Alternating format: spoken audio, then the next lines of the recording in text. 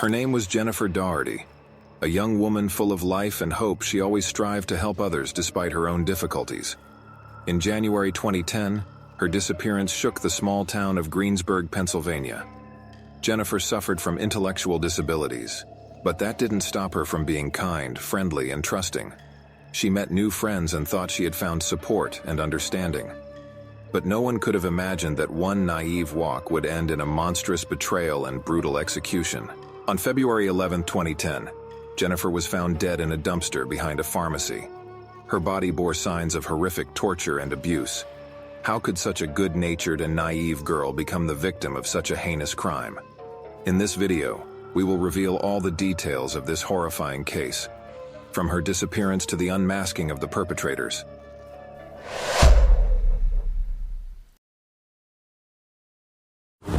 Sit back, as the story you are about to hear is full of dark secrets, betrayal, and gruesome details.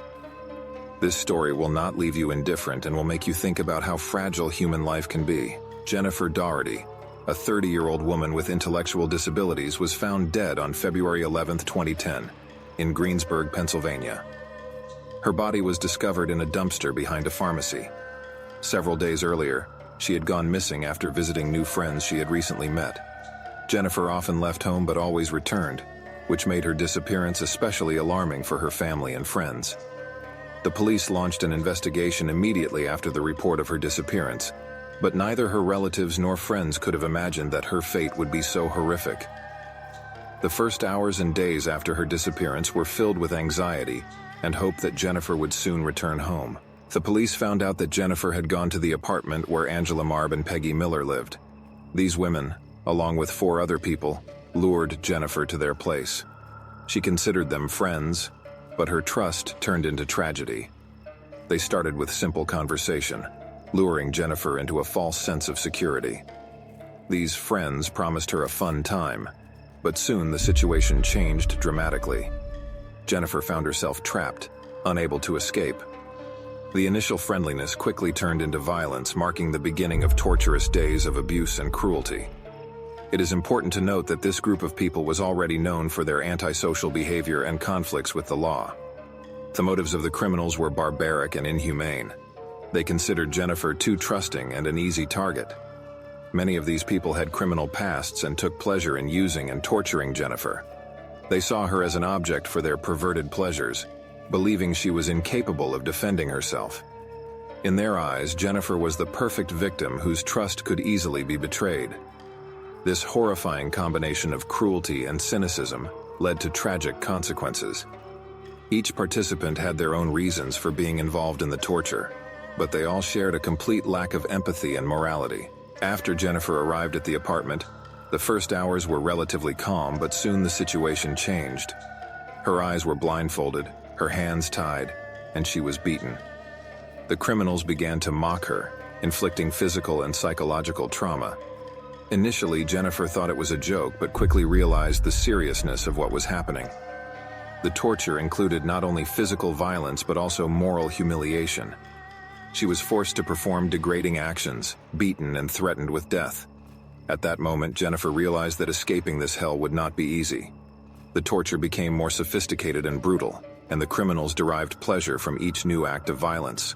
Despite all the torment, Jennifer tried to contact her relatives. She called her mother and left messages assuring her that everything was fine. These calls were made under duress to prevent her family from worrying about her fate. The criminals forced her to say ordinary things to avoid raising suspicions. Jennifer tried to hide her fear and pain, hoping her loved ones would understand something was wrong. However, the calls sounded convincing, and her relatives did not immediately realize the seriousness of the situation.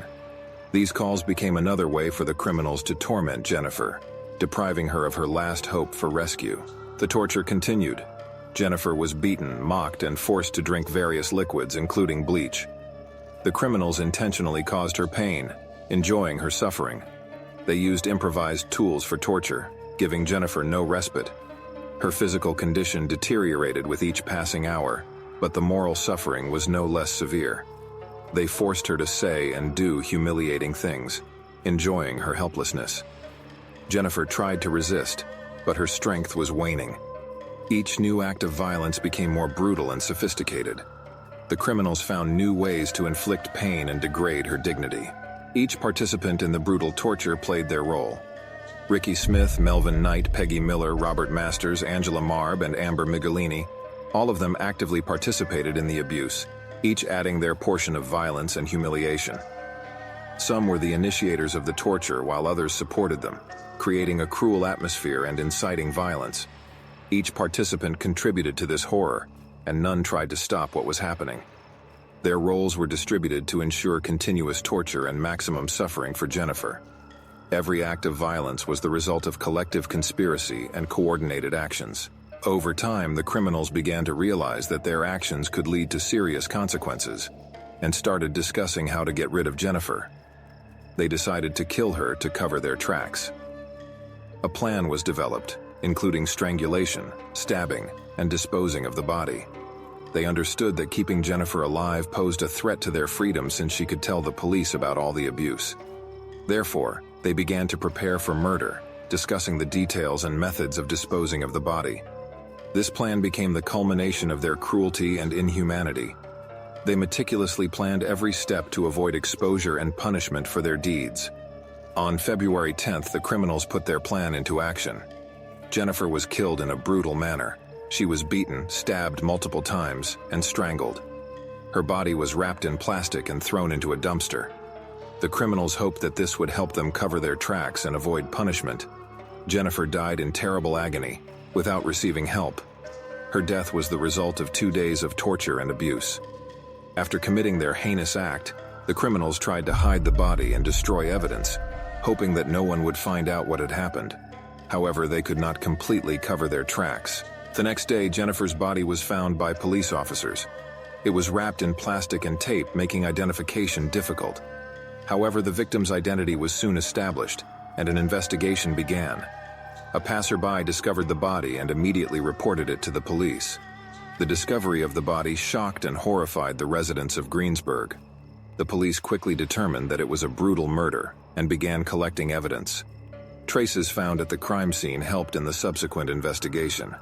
The discovery of the body was the first step towards justice for Jennifer. The investigation began with questioning everyone who might have been connected to Jennifer in her last days. The police quickly established that she had spent time with a group of people living in the apartment where the crime occurred. Interrogations and evidence gathering began. Neighbors reported noise and screams coming from the apartment on the night of Jennifer's disappearance. The police found bloodstains and other evidence confirming the fact of brutal violence. Each new piece of evidence brought the investigation closer to solving the crime. It was important to gather all the evidence to ensure that none of the guilty parties escaped punishment. The police arrested all 6 participants in the crime. During interrogations, they began to tell what had happened, trying to blame each other. However, the evidence collected at the crime scene clearly indicated their involvement. All 6 were detained and charged with murder and other serious crimes. During searches of their apartments, the police found numerous pieces of evidence: the murder weapons, Jennifer's clothes, and other items confirming their involvement in the torture and murder. The arrests of the 6 participants sparked a wave of emotions among the townspeople, who demanded justice for Jennifer. The trial lasted several months. The criminals tried to justify themselves, but their testimonies were contradictory and illogical. In the end, all of them were found guilty. The trial was thoroughly covered by the media, attracting public attention to Jennifer's case. During the trial, numerous pieces of evidence were presented, including eyewitness testimonies and the results of expert examinations. Each new session revealed new horrifying details of the crime. The court sentenced all the participants to long prison terms, which brought some solace to Jennifer's family and the public. The court sentenced all the participants to long prison terms. Some received life sentences, others decades behind bars. Justice prevailed, but it did not bring Jennifer back. An important moment was the admission of each of the accused to their crimes. The trials lasted long as lawyers tried to mitigate the punishment, but public outcry and the weight of the evidence left no chance for leniency. The cruelty and inhumanity of the crime could not go unpunished, and the court's verdict became a symbol of justice for the entire community. The public was shocked by the brutality of the crime. People in Greensburg could not believe that such monsters lived among them. Jennifer's story evoked a wave of sympathy and support for her family. People gathered for rallies and memorial events, expressing their sorrow and support for the Daugherty family. Local organizations started campaigns to raise awareness about the issues faced by people with intellectual disabilities. The public demanded stricter penalties for such crimes and stronger measures to protect vulnerable groups. Jennifer's story united the town in the quest for justice and societal change. In memory of Jennifer, numerous events were held in the town.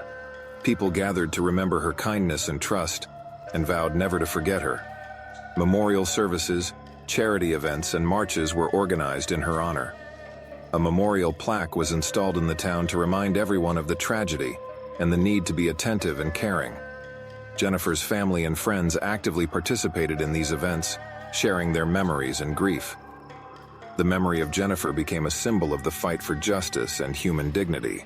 This case sparked a discussion about the protection of people with intellectual disabilities. Authorities began developing new programs and measures aimed at their protection. Several legislative initiatives were adopted to improve the living conditions and safety of such individuals. Social services intensified their efforts in monitoring and supporting vulnerable groups. Schools and community institutions started conducting lectures and seminars on the protection of the rights of people with disabilities. Jennifer's case became a catalyst for significant social changes and increased protection for vulnerable groups. The media played a crucial role in covering this case. Reports on Jennifer Daugherty's brutal murder attracted nationwide attention, contributing to a more thorough investigation and fair trial. Journalists followed the investigation and court processes, informing the public of every step. The media also helped to highlight the issues faced by people with intellectual disabilities and the need for their protection. The widespread publicity of the case made it known not only in Pennsylvania but also beyond. This pressure on the authorities and the judicial system helped ensure justice. Following this case, changes were made to Pennsylvania's legislation to increase penalties for crimes against people with disabilities. New laws provided harsher punishments for such crimes and enhanced protection for vulnerable groups. Several support and monitoring programs were developed to help prevent similar cases in the future. Legislators actively discussed and implemented measures to ensure that such tragedies would not recur. These changes were an important step in protecting the rights and ensuring the safety of people with intellectual disabilities. Jennifer's family actively participated in court proceedings and public speeches. They shared their pain and hope for justice, urging society to be attentive and compassionate. The Daugherty family became a symbol of the fight for justice and the protection of the rights of vulnerable individuals. They participated in various actions, rallies, and conferences, telling Jennifer's story and drawing attention to the problems faced by people with disabilities.